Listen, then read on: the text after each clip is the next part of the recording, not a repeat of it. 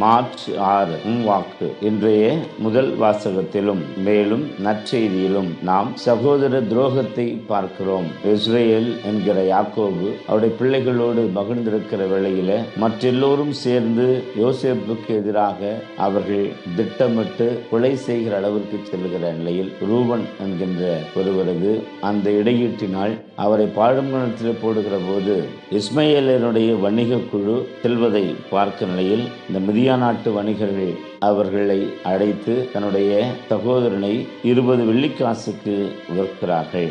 அதே போல இயேசு ஆண்டவர் சொன்ன உவமையில திராட்சை தோட்டத்தினுடைய அந்த நிலக்கிழார் தொழிலாளர்களிடத்தில் தன்னுடைய மகசூலை பெற அனுப்புகிற போது அவர்கள் எப்படி பணியாளர்களையும் அனுப்பப்பட்டவர்களையும் கடைசியாக அந்த திராட்சை தோட்டத்தினுடைய உரிமையாளனுடைய பிள்ளையையும் அவர்கள் சாகடிக்கிறார்கள்.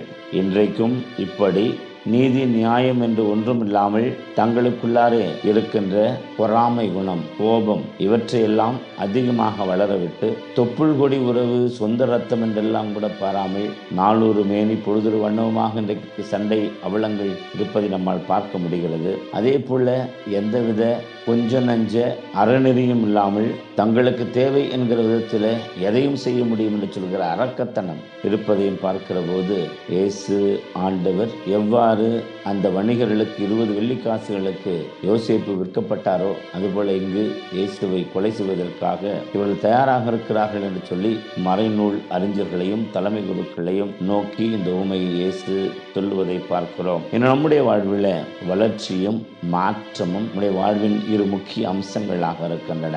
நாம் போகிற போக்கில் சுய ஆய்வு செய்து நாம் நம்மையே மாற்றிக்கொள்ள வேண்டிய அவசியம் இருக்கிறது என்பதை உணர்வோம். இறைவா, நாங்கள் மனித போக்கில கோபங்களோடும் பொறாமை எண்ணங்களோடும் கொலை வெறியோடும் வெறித்தனங்களோடும் எல்லாம் எங்களுக்கு என்று சொல்லுகின்ற அந்த சுயநல அபகரிப்பு போன்ற தீமைகளிலிருந்து விடுபட்டு மனமாற்றம் கண்டவர்களாக உம்மில் நாங்கள் மகிழ அருள் தாரும்.